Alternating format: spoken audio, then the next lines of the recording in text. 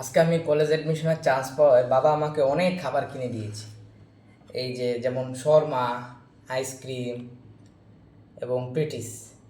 এটা হলো মাংসের পেটিস, এই যে মাংস। আর এটা হচ্ছে শর্মা, মানে কি মুরগির শর্মা। আর এটা হলো ক্রাঞ্চি, পোলার কোম্পানির।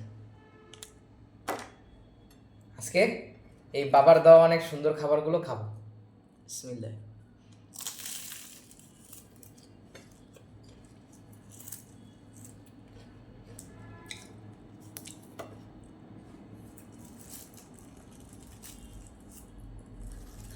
আমার বাবা বেস্ট বাবা, খাবারের জন্য নয়, সব দিক দিয়ে আমার বাবা ভালো এবং বেস্ট।